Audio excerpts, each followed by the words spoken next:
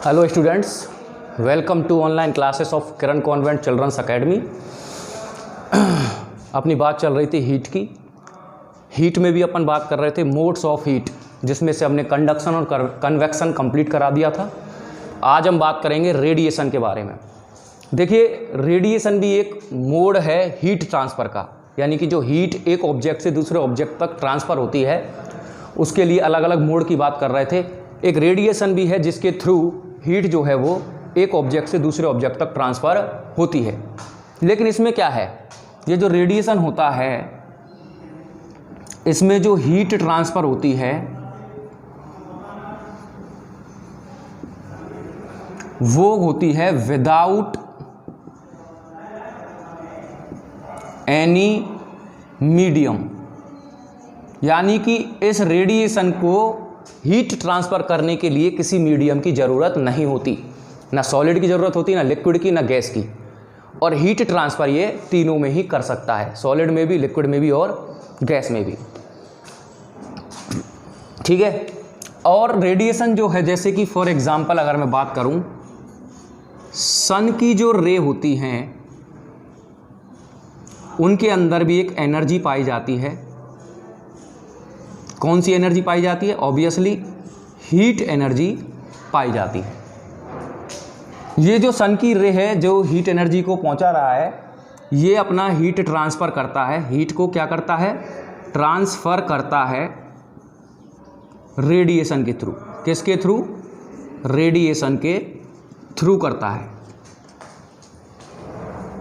जैसे कि सन की रे किसी भी ऑब्जेक्ट पे जाके टकराई, कोई ऑब्जेक्ट है इस पे सन की रे टकराई, इसमें क्या होगा, कुछ रे तो क्या होंगी, एब्जॉर्ब कर ली जाएंगी इसके द्वारा, कुछ रे क्या हैं, रिफ्लेक्ट बैक कर दी जाएंगी, वापस रिफ्लेक्ट कर दी जाएंगी, और कुछ रे क्या हैं, इधर उधर ट्रांसमिट कर दी जाएंगी।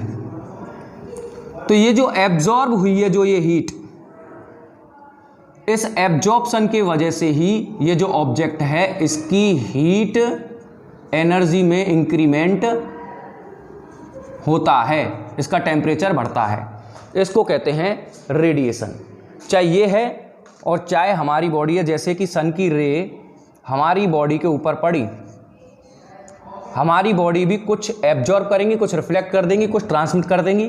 तो एब्जॉर्ब करने पर हमारी बॉडी को क्या महसूस होगा? हीट महसूस होगा।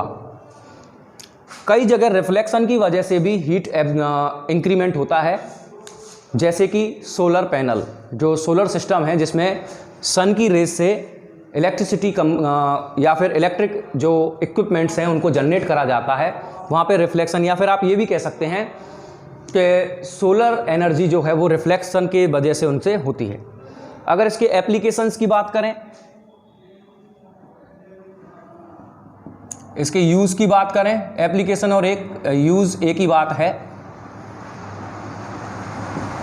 तो उसके एप्लीकेशन में फर्स्ट है सोलर पावर प्लांट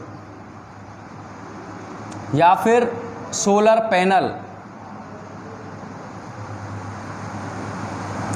जो सोलर पावर प्लांट हैं, सोलर कुकर हैं, सोलर पैनल हैं घरों में लगे हुए, उनमें जो इलेक्ट्रिसिटी जनरेट हो रही है या फिर वो जो वर्क कर रहे हैं, जो हीट उनकी इंक्रीमेंट हो रहा है, वो हो रहा है रेडिएशन की वजह से। अगर रेडिएशन नहीं होगा तो ये सोलर पावर प्लांट और या फिर सोलर एनर्जी से चलने वाले सारे इक्विपमेंट खराब या फिर बेकार हैं, कोई काम नहीं आएंगे। दूसरा,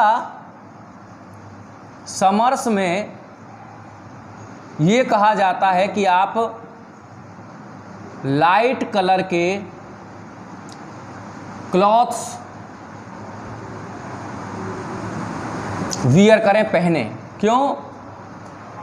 क्योंकि रेडिएशन के थ्रू लाइट कलर के जो ऑब्जेक्ट्स होते हैं वो सन की लाइट को रिफ्लेक्ट कर देते हैं। लाइट कलर क्या करता है? सन की लाइट को रिफ्लेक्ट कर देता है। अब रिफ्लेक्ट कर देगा तो बॉडी में हीट ट्रांसफ़र नहीं होगी। दैट मीन्स हमको समर में लाइट कलर के क्लॉथ्स प्रेफरेंस देना चाहिए।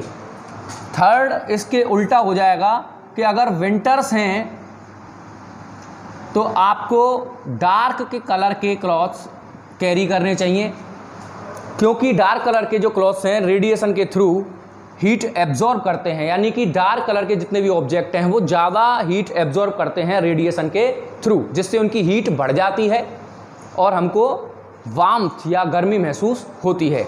ये कुछ एप्लीकेशंस थे रेडिएशन के। तो रेडिएशन हो जाता है आपका कंप्लीट। अब हम बात करते हैं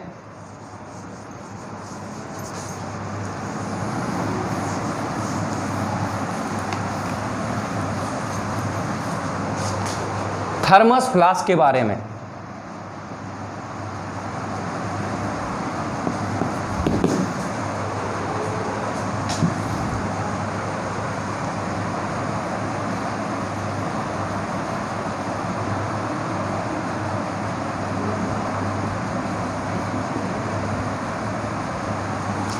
देखिए थर्मस फ्लास्क वही एक तरीके से बोतल होती है, आपने देखा होगा आप जो स्कूल में कैरी करके लाते हैं अपने साथ, वो थर्मस फ्लास्क ही होता है।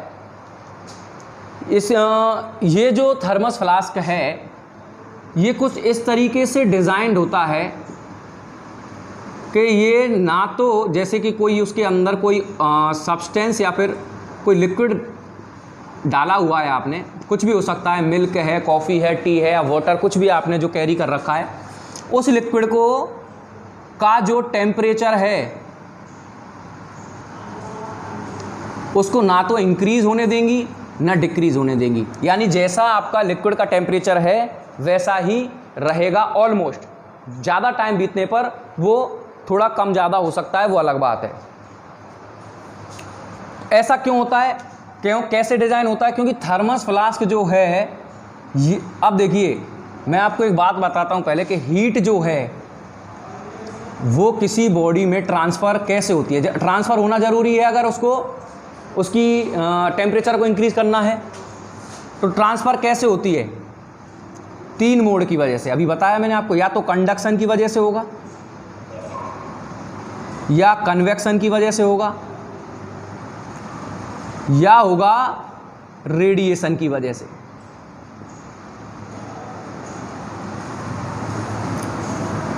थर्मस फ्लास्क जो है इन मोड ऑफ हीट को यानी तीनों को रोक देता है। कुछ इस तरीके से क्या होता है, डिज़ाइंड होता है, कुछ इस तरीके से बनाया गया होता है, ना तो कंडक्शन ना कन्वेक्शन ना रेडिएशन, तीनों ही मोड की वजह से उसमें हीट ट्रांसफ़र नहीं हो सकती।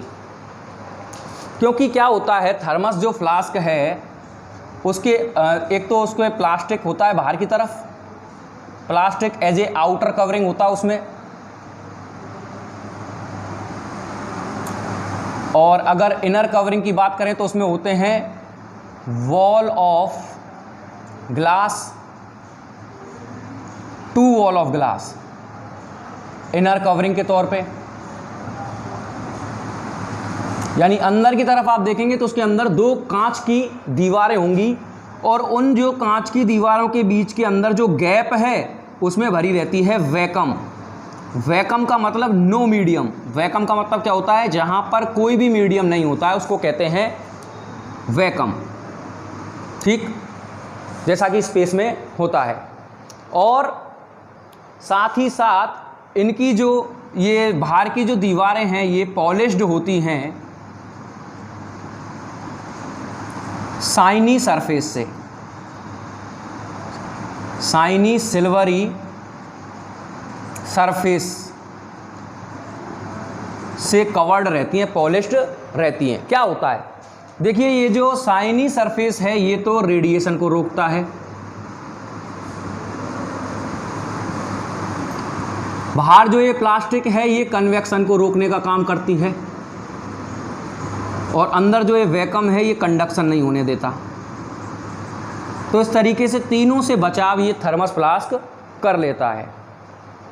तो ये है आपका थर्मस फ्लास्क जो कि हीट को मिनिमाइज करने का काम करता है, उसके अंदर जो लिक्विड है उसको गर्म या ठंडा बनाए रखने में हेल्प करता है। आपका चैप्टर हो जाता है कंप्लीट। आज के लिए इतना ही, थैंक यू वेरी मच।